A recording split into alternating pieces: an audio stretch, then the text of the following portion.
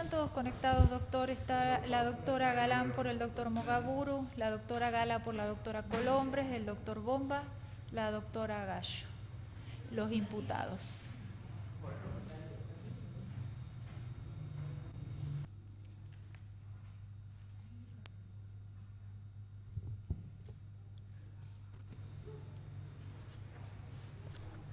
Bien, ¿estamos todos? Sí, doctor. Bien, reanudamos la audiencia.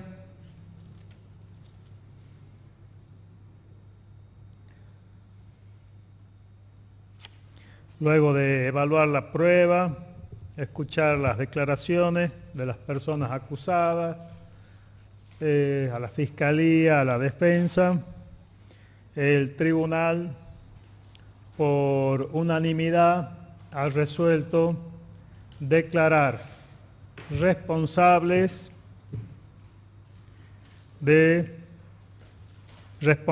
al señor José Ignacio Maita, Gastón Gabriel Roldán, Rodrigo Ezequiel Flores en calidad de coautores, y a la señorita Antonella de Los Ángeles García. Por mayoría, con los votos del doctor Fleming y el mío, como responsables del delito de transporte de estupefacientes, previsto en el artículo 5º, inciso C, de la Ley 23.737. Y la doctora Gabriela Catalano, como responsable del delito de transporte de estupefacientes, agravado por la intervención de 3 o más personas de manera organizada, previsto en el artículo 5º, inciso C y 11, inciso C de la Ley 23.737.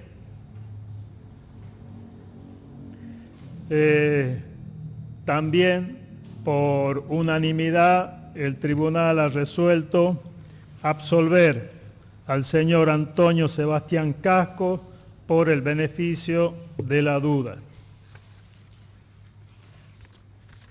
Con respecto a los hechos que han sido materia de debate y que les han sido atribuidos, tenemos por cierto que el día 23 de julio del año 2020 se despachó una encomienda desde la ciudad de Jardín América, en la provincia de Misiones, con destino a la ciudad de Salta, cuya destinataria en el remitente figuraba el nombre y el documento del señor Antonio Sebastián Casco, y como destinataria estaba la señorita García. Esta encomienda fue despachada desde aquella ciudad, como dije, el día 23 de julio del año 2020, amparada bajo guía número 1012-11098. Esa encomienda fue despachada a través de una empresa de transporte de carga, Surexpress, que por cuestiones logísticas fue dirigida primero hacia la ciudad de Buenos Aires y de allí remitida a la ciudad de Salta, oportunidad en que el día 27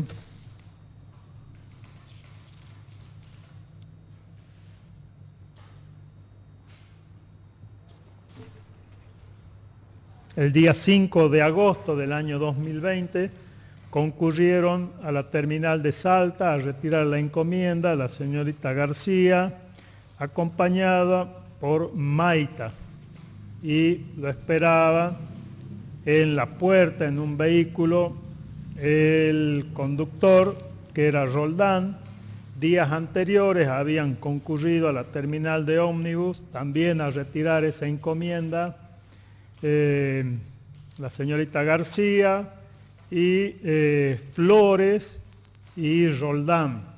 En esa oportunidad no pudieron retirar la encomienda porque no había llegado aún. En esa encomienda habían 2 paquetes que contenían estupefacientes, marihuana, una cantidad de 1094 gramos, con capacidad para obtener 10.233 dosis umbrales o armar 1.927 cigarrillos con un porcentaje de tetrohidrocannabinol de aproximadamente un 4 a un 5% de concentración. En primer lugar, vamos a referirnos a las nulidades que han sido planteadas por las defensas, y ahí cada uno por su voto, pero con la doctora Catalano hemos coincidido en la validez de la requisa efectuada por personal de Gendarmería. El doctor Fleming considera que esa requisa resulta nula, pero al haber convalidado con la doctora Catalano la validez de la requisa, hemos avanzado en el análisis entre los 3 jueces sobre los otros planteos efectuados por las defensas. Primero que nada vamos a hablar de esta requisa y si estuvo realizada dentro de las facultades o no de las fuerzas de prevención. Yo voy a dar mi desarrollo, de ahí le doy la palabra a la doctora Catalano y después el doctor Fleming. Entiendo que el accionar del personal de Gendarmería se encuentra justificado en haber aperturado esa encomienda aún sin haber mediado orden judicial. En tanto entiendo, como ya lo hice en otras ocasiones, que lo que debemos analizar y merituar en todas estas actuaciones es si el accionar del personal preventor resultó arbitrario o se enmarca dentro de lo que conocemos como este principio de razonabilidad. Lo que se pretende resguardar en todas estas cuestiones que tienen que ver con órdenes judiciales para aperturas de encomienda o interceptación de comunicaciones telefónicas, allanamientos, correspondencias, se enmarcan sin duda en el artículo 18 de la Constitución Nacional, que hace al resguardo de la intimidad, de la privacidad. ¿Es el mismo estándar o es la misma privacidad la que se resguarda en cada una de estos objetos o elementos que son aperturados? Y creo que hay que distinguir distintos resguardos de intimidad. Creo que el domicilio es el principal lugar que la Constitución preserva con relación a nuestra intimidad. Esto también se hizo extensivo a las correspondencias, donde uno a través de las correspondencias envía sentimientos, pensamientos, y paulatinamente la jurisprudencia la fue extendiendo a otros ámbitos como son los vehículos, como son las encomiendas. No comparto, digamos, este hecho de que, bueno, porque sean encomiendas no hay un resguardo de privacidad. Creo que sí la hay. no en la misma medida en que lo tiene el domicilio. O aún, hoy por hoy, más que el domicilio, también podríamos hablar de las comunicaciones telefónicas. Quizás el ámbito más privado que todos tenemos son las comunicaciones telefónicas, ya sea por comunicación directa o WhatsApp. Creo que ahí nuestra intimidad es mucho mayor, exige un mayor resguardo. Hoy por hoy creo que las correspondencias privadas o creo que han dejado de ser utilizadas como medio de comunicación, han sido reemplazadas por todas las tecnologías modernas que hoy tenemos. Luego tenemos un ámbito de resguardo también en los automotores, en los vehículos, donde ahí preservamos nuestra extensión de privacidad en el habitáculo del vehículo. No es lo mismo también el habitáculo que la caja de una camioneta, sí el baúl de un auto, ahí guardamos cosas privadas. Ahora bien, una encomienda, también hay un ámbito de privacidad, pero me parece que las podemos distinguir de otros ámbitos de privacidad. Sin perjuicio de ello, tenemos que tener también presente cómo se desarrolla este envío de esta encomienda. Esta encomienda parte de la ciudad de Jardín América, así es, Jardín América, en Misiones. Esta ciudad se encuentra sobre la Ruta Nacional número 12, que tiene su origen en la Triple Frontera, en la zona de Puerto Iguazú. Conocemos que tanto Paraguay como Brasil en esa zona se produce este tipo de estupefacientes. Marihuana es una ruta que circula desde el norte del país, en la zona de Misiones, y comunica, es una ruta principal que la podemos asimilar aquí a la ruta número 34 o número 9, que la conocemos como rutas del tráfico de estupefacientes, ¿no? Donde los controles se intensifican y eso justifica que en general estos tipos de transporte de carga son abiertos y requisados por personal de gendarmería. Esta ruta nacional número 12 se conecta con la ruta nacional número 14, que es donde finalmente es demorado este camión de transporte al ingreso de la ciudad de Concepción.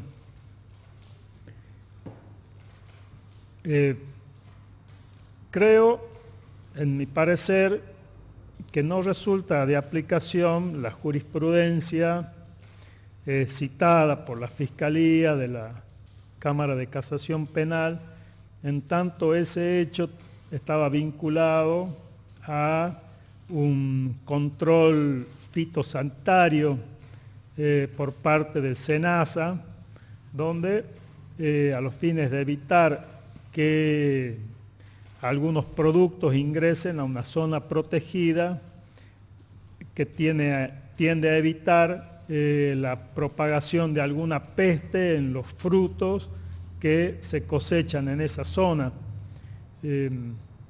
Ahí había una razón que justificaba a SENASA aperturar algo que se pudo detectar como una sustancia, algo orgánico, y le permitió al SENASA aperturar esa encomienda, y a partir de ahí, cuando se apertura, se encuentra que en realidad se trataba de estupefacientes. Ese fue el caso de esa de esa jurisprudencia. Acá no estamos frente a ese caso. No intervino el SENASA, no había un control fitosanitario. Tampoco creo que sea de aplicación el decreto citado por la Fiscalía. En este tribunal y en algunas causas donde yo intervine, a pesar de que no había orden judicial de requisa, ha sido justificado el accionar del personal de Gendarmería interviniente, en tanto el personal de Gendarmería estaba realizando ese control en una zona de frontera en función de las facultades aduaneras que permiten, en cuanto al tráfico de mercadería, realizar este control, aunque no medie orden judicial. Esto lo prevé el Código Aduanero. Y este decreto de seguridad y de zona de frontera, yo creo que siempre lo tenemos que vincular con el tráfico de mercadería, con el fin por el cual ha sido resguardada esta zona de frontera. No me parece que por el solo hecho de estar en zona de frontera, el estándar de resguardo de las personas en cuanto a sus derechos disminuya. Creo que el estándar es el mismo para todas las personas que habitan la República, aunque estén en el límite de la frontera. Sí se disminuye cuando está vinculado a ciertas actividades que tienen que ver, por ejemplo, con el movimiento de mercadería en zona de frontera. Quienes hemos ido a ciudades de frontera, podemos distinguir claramente la vida cotidiana de las personas que viven allí. Puede ser Salvador Maza, que conocemos, Aguas Blancas, La Quiaca, y los habitantes de esa ciudad no son sometidos a controles constantes por el solo hecho de estar en esas ciudades. Sí se intensifica los controles cuando hay una actividad de tráfico de mercadería o tráfico de personas que ingresan y egresan del país, donde se exige un mayor control y se los puede distinguir claramente a quienes están realizando esta actividad de movimiento de mercadería o vienen de frontera. Este control, si bien se hizo en una zona de seguridad, por la franja por donde circulaban, el camión no venía de frontera, venía de Misiones. Concepción está situado en la frontera del país con Uruguay. Podría haberse justificado quizás si el camión hubiese venido de frontera o la carga venía desde la frontera con Uruguay, que está a escasos metros o kilómetros, y ahí podría haberse justificado en esta normativa que ha sido citada por la Fiscalía. No en este caso de un transporte que viene desde otra provincia recorriendo todo el litoral. Pero no obstante ello, sí encuentro justificado el proceder del personal de Gendarmería en esto que cotidianamente lo vemos y que están habilitadas por el Código Procesal Penal Civil o aún el Código Procesal Penal de la Nación o aún el Código Procesal Penal Federal, que tienen que ver con estas circunstancias objetivas que surgen del momento en que se realiza un control. En primer lugar, bueno, la apertura de estos camiones por el tráfico de mercadería habitual en esa zona, resulta lógico y atendible que se haya aperturado este camión. No parece lógico que por el solo hecho de enviar encomiendas a través de una empresa de transporte signifique un impedimento para que el personal de Gendarmería pueda controlar estos medios de transporte. Al contrario, creo que se justifican más en estas rutas que tienen que ver con el tráfico de estupefacientes. Ahora bien, cuando se hace esta apertura del camión, sube el perro, el can detector, y se los hace olfatear, y ahí aparece una circunstancia objetiva importante que el perro marca en una zona donde había 4 encomiendas, o 4 son las que el perro marca, y son las que son separadas del resto.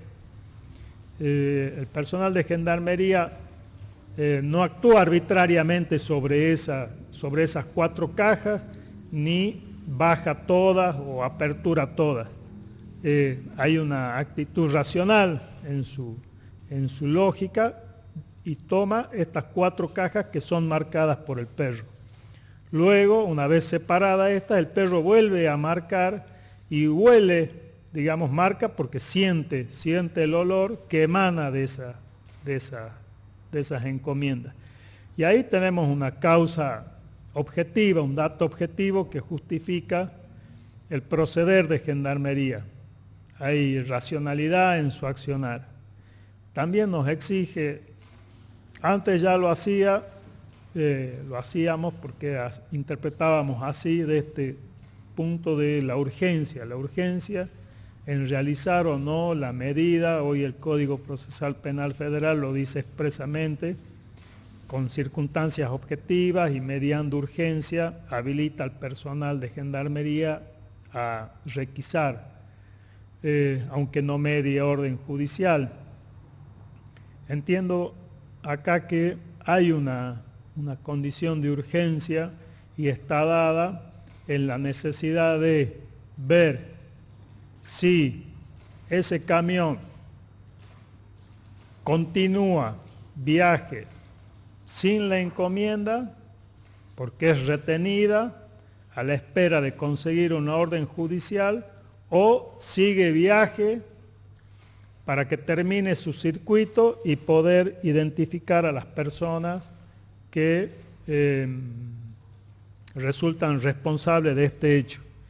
Y la defensa le ha preguntado al personal de gendarmería que intervino en ese procedimiento si había o no urgencia. Bueno, algunos de ellos dijeron que no la había, y uno de los oficiales que intervino dijo puntualmente que así se actuaba en esa jurisdicción con la intervención del juez y el fiscal de la jurisdicción. No sabemos por qué motivos el juez o el fiscal dan estas instrucciones generales. Lo cierto es que las imparten, y el personal de gendarmería frente a esta situación tiene que tomar una decisión: o separa la encomienda, ¿no es cierto?, y realiza todo un trámite burocrático para conseguir la orden judicial de apertura, o la apertura observa qué es lo que hay y se comunica con el juez.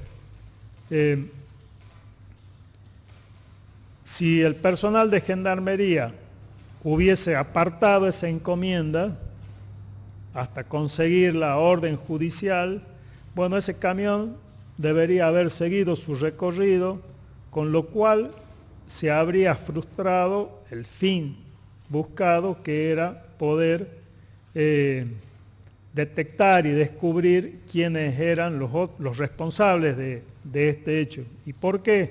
Porque este camión habría seguido su curso y la encomienda no habría llegado en tiempo oportuno, y esto hubiese alertado a las personas receptoras de esta carga sobre algún problema en el viaje, en el trayecto, lo cual hubiera alertado y se hubiera frustrado establecer quiénes eran los responsables de este hecho.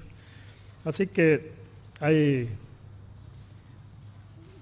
este principio de razonabilidad que emana también de Constitución Nacional me hacen ver que el accionar de Gendarmería no ha sido arbitrario,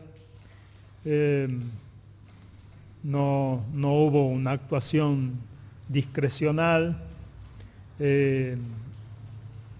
la afectación de la intimidad de la persona que despachó esta encomienda y la receptora, no lo advierto con una magnitud tal que justifique, en mi apreciación, declarar la nulidad de esta requisa.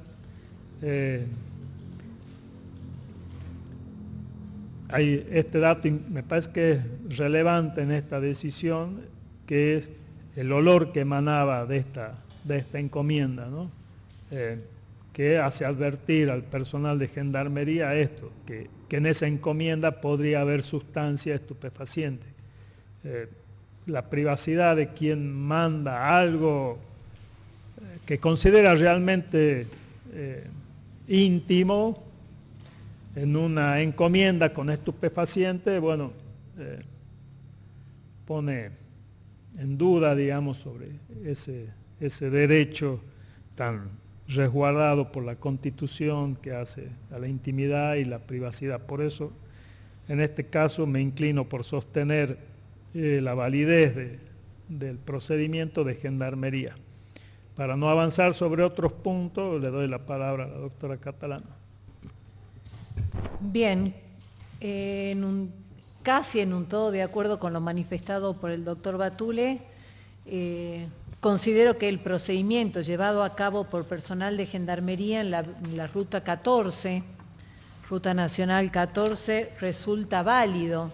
Sin embargo, voy a discrepar con el doctor respecto de la aplicación de la Ley 12.913, antes Decreto Ley 15.385, que establece cuáles son las zonas de seguridad y las zonas de frontera, y la importancia que tiene en este caso en particular, al igual que el fallo de casación de la Sala Cuarta MBCJ sobre el recurso de casación, que también considero totalmente aplicable en la presente causa. En primer lugar, el artículo primero de esta Ley 12.913 define o establece cuáles son esas zonas de frontera y son aquellas destinadas a complementar las previsiones territoriales de la defensa nacional, en donde interesa fundamentalmente la defensa del país, y a través del decreto 283 o 238 se establece o se hace una enumeración exacta de cuáles son estas zonas a lo largo de nuestro país. En esas zonas de frontera, particularmente, las personas se someten, saben que están sometidas a un control más minucioso de las fuerzas de seguridad, ya sea Gendarmería Nacional o la PCA, la Policía Aeroportuaria, en las zonas de aeropuerto, en las zonas de ríos, que especialmente, conforme al artículo 8 de esta ley, son quienes van a aplicar, quienes van a cumplir con estas funciones en estas rutas nacionales, en estas zonas fronterizas. Tal como lo dijo el doctor Batule, la Ruta Nacional 14 se encuentra muy cercana a una zona de frontera.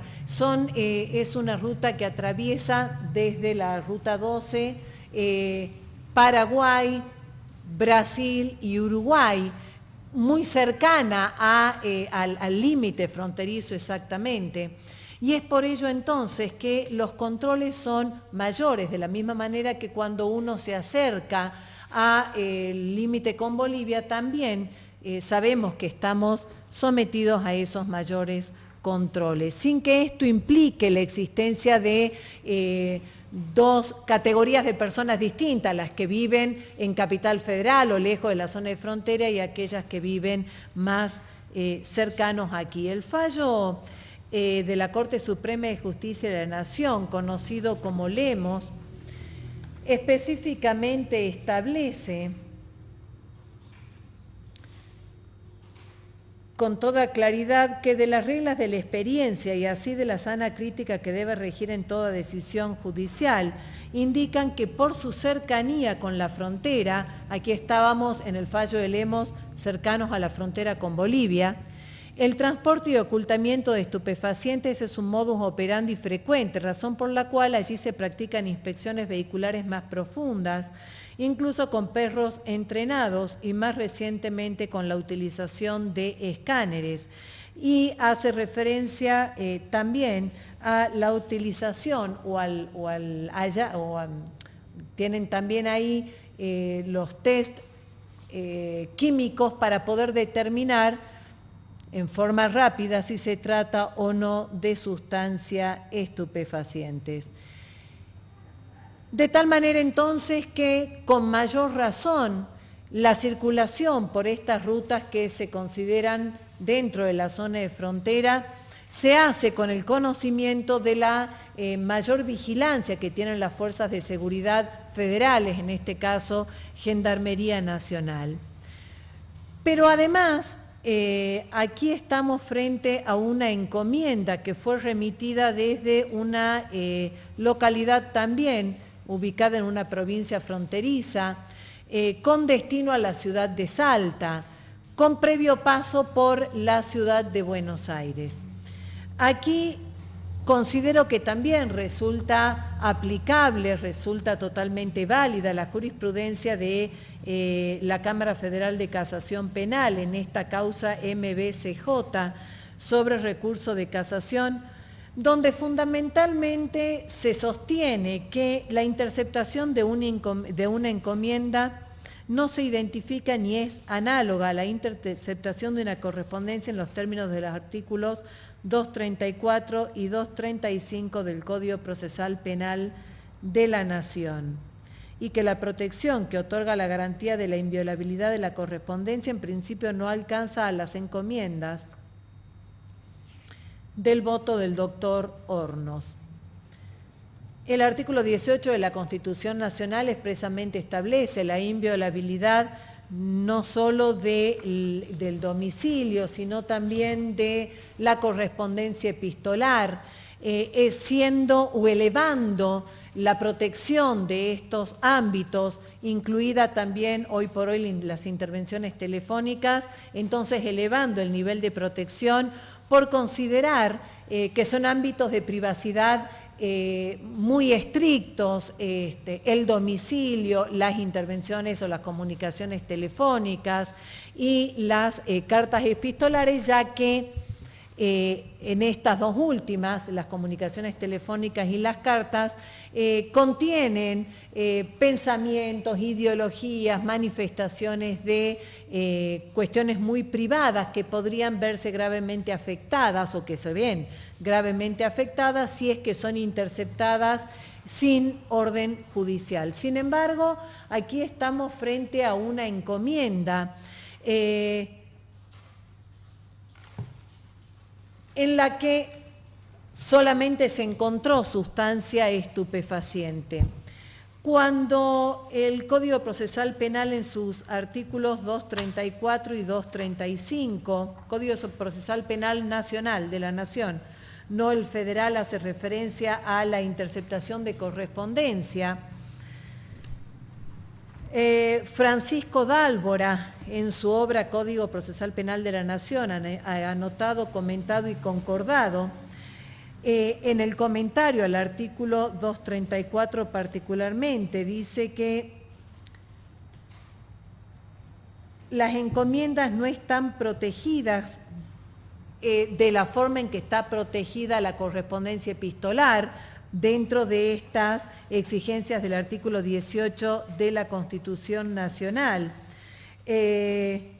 a menos que contengan, dice, en su interior una carta cerrada, y que interceptar significa apoderarse de una cosa antes de que llegue al lugar o a las personas destinatarias. En este caso se trataba de una encomienda que venía en un camión de la empresa que las transportaba, se acerca, antes de abrir el precinto, ya cuenta personal de gendarmería con testigos, y esto el doctor Bomba lo puso en duda, dijo que por qué estaban los testigos antes de abrir el camión, como poniendo en duda la actuación de gendarmería. Sin embargo, quienes estuvieron o participaron de esa apertura, como los gendarmes Paredes, Altamirano, Fleitas, manifestaron qué es lo que se hace comúnmente respecto de todos los camiones que transportan encomiendas por esa ruta. Siempre se someten esos camiones al control, no solo documentológico, sino también físico del rodado. Se convoca entonces a testigos a los fines de la apertura del precinto. Una vez abierto, se hace subir al CAN, quien marca específicamente un sector donde habían 4 encomiendas. El CAN detecta o marca conforme al olfato, y es que estas encomiendas, la que tenía marihuana y las otras que estaban alrededor, emanaban ese olor característico de la sustancia tóxica. Son sacadas del camión y también en presencia de los testigos civiles que luego declararon en esta audiencia. El perro vuelve a marcar, dando claramente una pauta objetiva de la existencia de alguna sustancia ilícita en el interior de esta encomienda. Entonces, estamos frente a un puesto público de control, como es el puesto en donde estaba Gendarmería Nacional realizando esta tarea. En segundo lugar, en una zona fronteriza, en la Ruta 14, Ruta Nacional 14, que está muy cercana al límite con distintos países, como mencioné, Paraguay, Brasil y Uruguay. Tenemos una circunstancia concomitante, clara y nítida, como es el marcado del CAN antinarcóticos respecto de esta encomienda. Lo que lleva entonces la presencia de testigos civiles que vienen a reforzar el respeto por las garantías de quienes estaban involucrados en este procedimiento, y es allí en donde el personal de Gendarmería Nacional resuelve abrir la encomienda. Según Fabián Fleitas, el perro recién hizo la marcación de la encomienda a las 17 horas. Dice que el camión había llegado 13:50 aproximadamente, hasta que se convocan a los testigos, se hace la apertura, el perro, se lo espera al perro, se ingresa.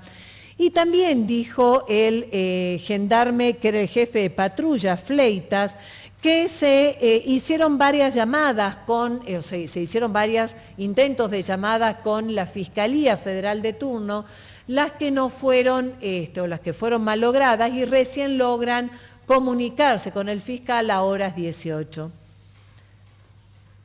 Coincido con el doctor Batule en donde aquí la urgencia está determinada por esta circunstancia, que se trataba de un camión que llevaba, obviamente, no solo esa encomienda, sino varias otras, que si esta encomienda era separada y se seguía esperando hasta finalmente lograr la comunicación, el camión debería haber seguido su curso y se podría haber frustrado el hallazgo de las personas que estaban involucradas tanto en el envío como en la recepción, de tal manera que se iba a malograr la investigación.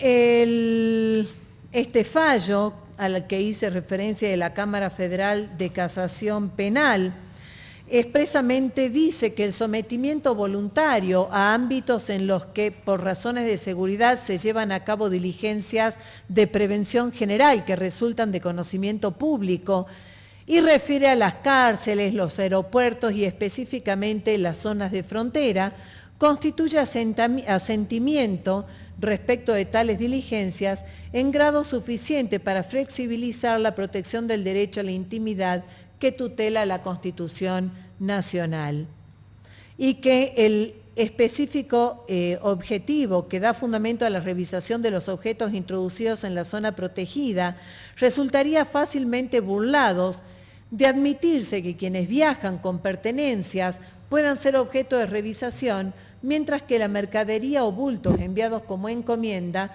no puedan serlo por no encontrarse presente su titular. Y esto es claramente así.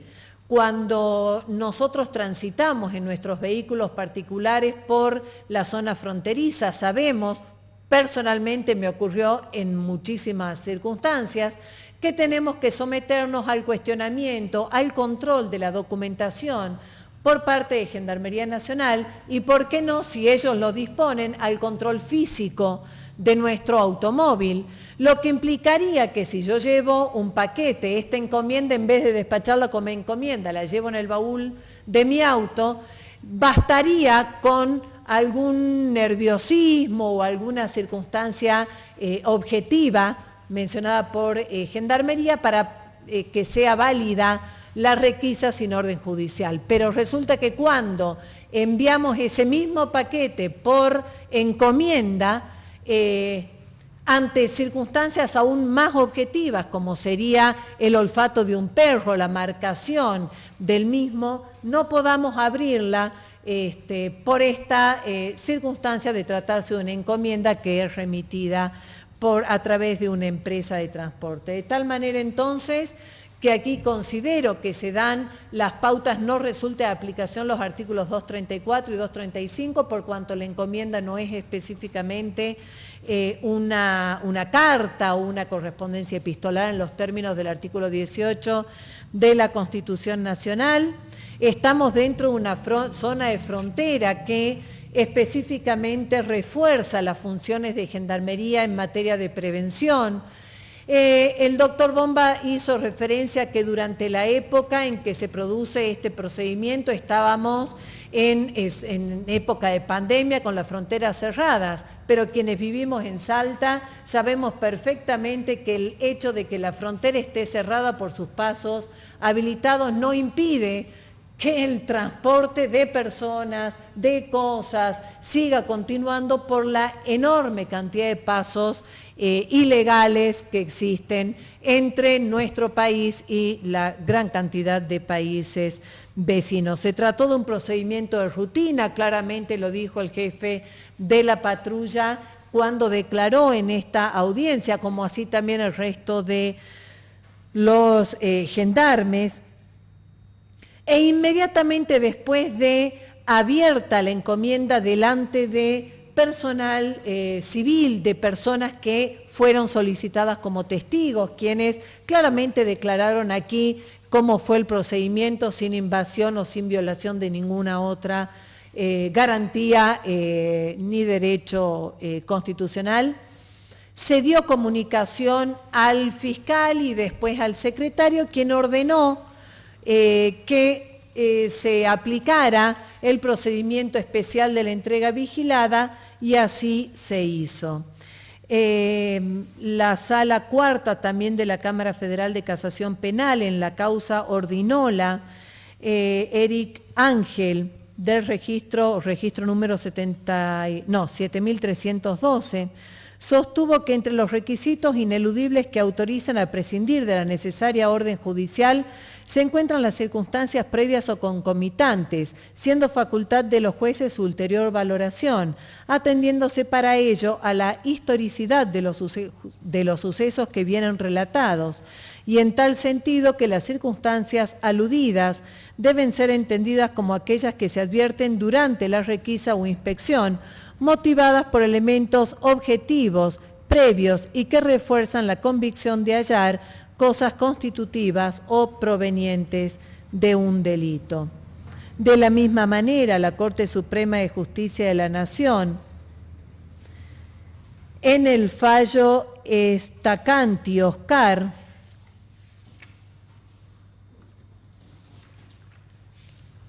sostuvo que es exigible, a contrario sensu del fallo 40, en el considerando 19, que es exigible la existencia de elementos objetivos para evaluar la razonabilidad de la sospecha necesaria a los fines del dictado de una medida que pueda afectar garantías fundamentales. En este caso, considero que todas estas pautas objetivas existían claramente. Y también en ese mismo fallo la Corte consideró que todos los órganos del Estado argentino que intervengan en un proceso en el que se investigue el tráfico ilícito de estupefacientes deben comprometer sus mejores y máximos esfuerzos en el ámbito de su competencia para que el enjuiciamiento sea agotado sin que queden impunes tramos de la actividad ilícita por la que la República Argentina asumió jurisdicción. De tal manera entonces que, con algunas diferencias respecto del doctor Batule, comparto la legalidad de este procedimiento. Bien, antes de cederle la palabra al doctor Fleming, solo quiero referir que la Constitución Nacional, en el artículo 18, cuando habla de la inviolabilidad, del domicilio, de la correspondencia y de los papeles, no pone en cabeza de los jueces la autoridad que va a disponer los allanamientos o aperturas, sino que habla de que una ley determinará en qué casos y con qué justificativos se procederá al allanamiento, ocupación y demás medidas. Con esto quiero decir que no basta la orden judicial para que se realice una requisa, un allanamiento. Siempre, aunque sea emane la orden del juez, o en este caso la actuación o la apertura de la encomienda haya venido por parte del personal de Gendarmería, de la autoridad de prevención, siempre vamos a estar analizando la razonabilidad de la medida y si ésta se encontró justificada. O sea, el solo hecho de que la orden emane del juez resulte insuficiente. Siempre vamos a estar analizando estas cuestiones. La razonabilidad, si había elementos ciertos y objetivos que justificaran la medida. Nada más. Eso. Doctor Fleming.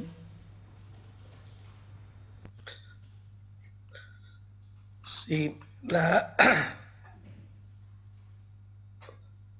la libertad en su sentido negativo se afecta tanto con las privaciones de la libertad ambulatoria de una persona como también con el despliegue de injerencias sobre sus ámbitos de intimidad o de privacidad en zona de reserva, de modo tal que esa injerencia contriña la personalidad del afectado por la medida.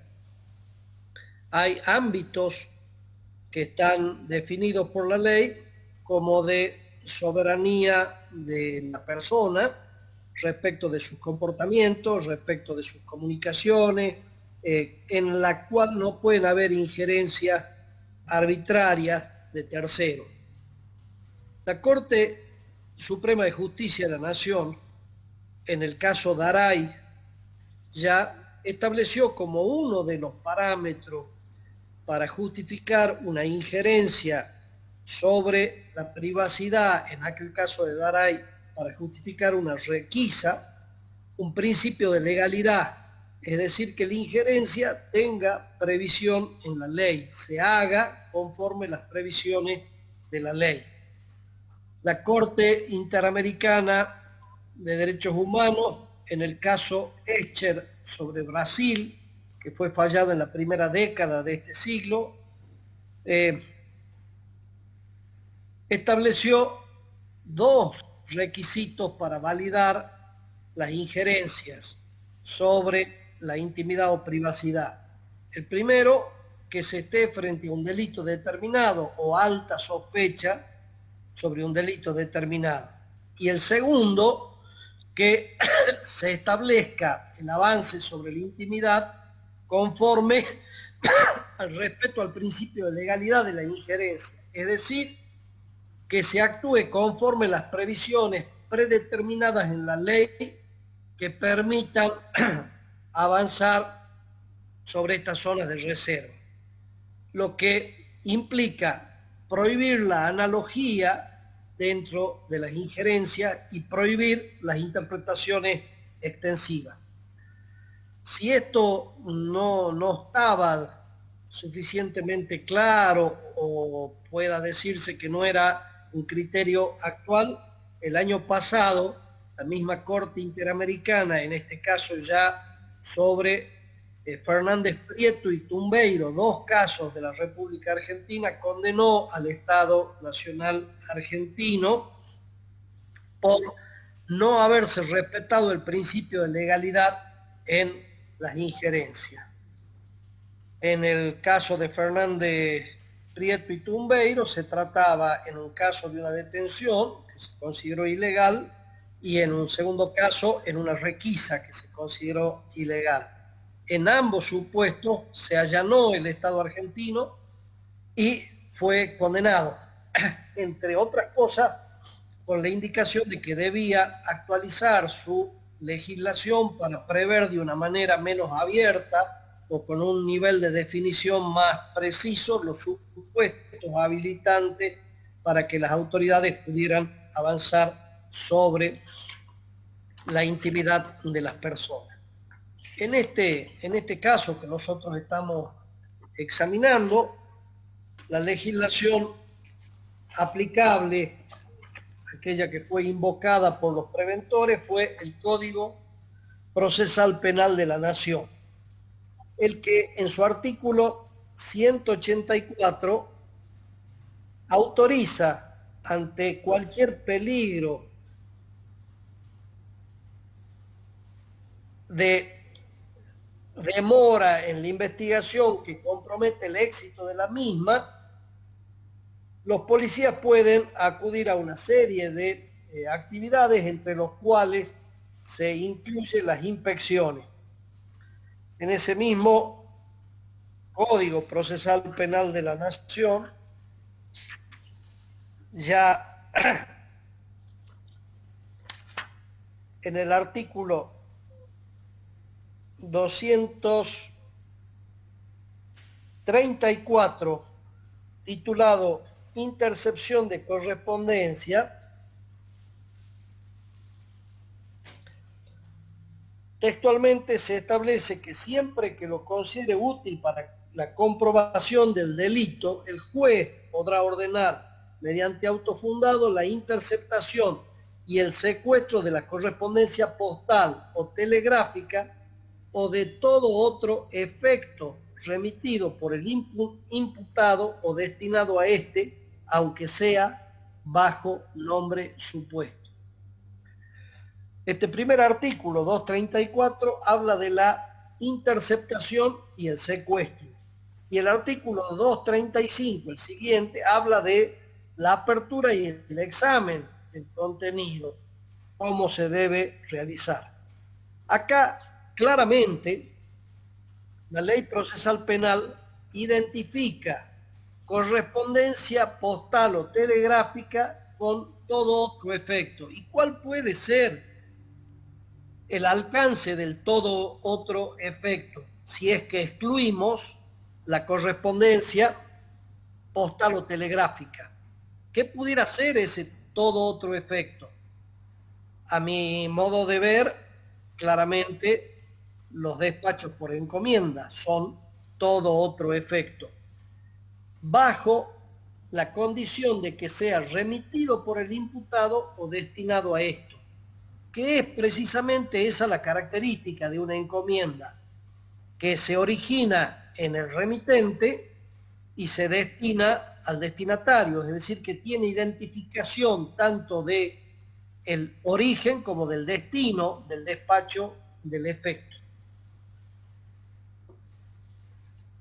Esta identificación es realizada por la ley y en la interpretación de la ley, como lo ha dicho en distintas oportunidades la Corte Suprema de Justicia de la Nación, la primera herramienta hermenéutica de interpretación de la ley es su propio texto. Acá el legislador, en el propio texto de la ley, emparificó la correspondencia a la remisión de efectos con remitente y destinatario. Y esto lo hizo en 1991 con la sanción del Código Mixto, pero lo volvió a repetir en el artículo 150 del Código Procesal Penal Federal, donde exactamente repite la fórmula: interceptación y secuestro de la correspondencia postal, telegráfica, electrónica o de cualquier otra forma de comunicación o de todo otro efecto remitido por el imputado o destinado a éste, aunque sea bajo nombre supuesto. La propia ley no está definiendo el supuesto de legalidad de la injerencia, diciendo de que la autorización debe provenir del juez. Y con esto se pueden extraer algunas conclusiones. La primera conclusión es que la ley ha pretendido, ha querido en su texto que esta decisión de aperturar una remisión de un efecto con origen y destinatario no lo puedan tomar las fuerzas de seguridad por sí, sino que deban pasar primero por el tamiz del control judicial. Y la segunda cuestión que podemos extraer es que en este control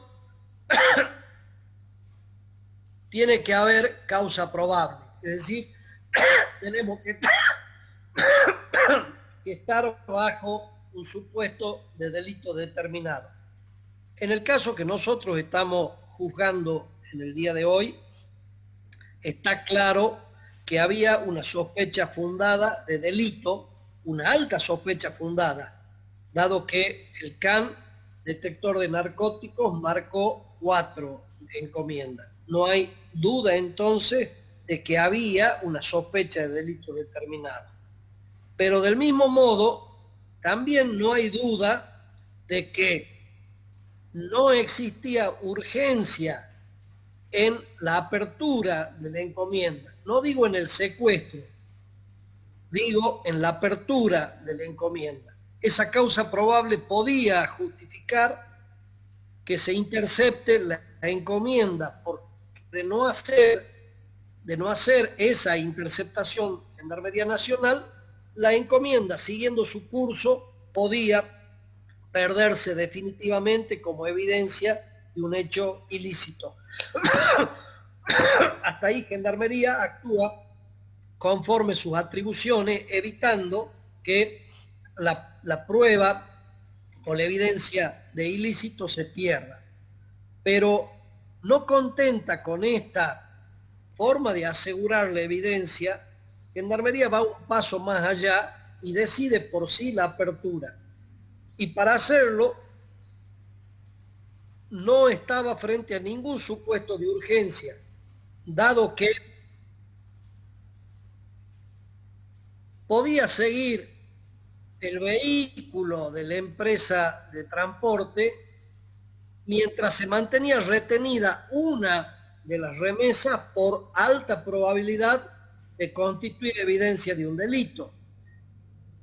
Se ha dicho que esto podía alertar a los destinatarios, de modo alguno, porque estaba claro como punto de destino de la encomienda no una localidad próxima a Concepción del Uruguay, sino la ciudad de Salta, y en un viaje triangulado con escala en Buenos Aires. O sea que iban a pasar varios días sin que la encomienda pudiera ser sospechada de haber tenido algún problema dentro de su viaje. Los gendarmes tenían una comunicación abierta con el juzgado, el que se dijo que quedaba a 10 minutos del puesto de control, y las llamadas que se dijeron que fueron efectuadas con fiscalía fueron efectuadas con posterioridad a la apertura. Sobre esto,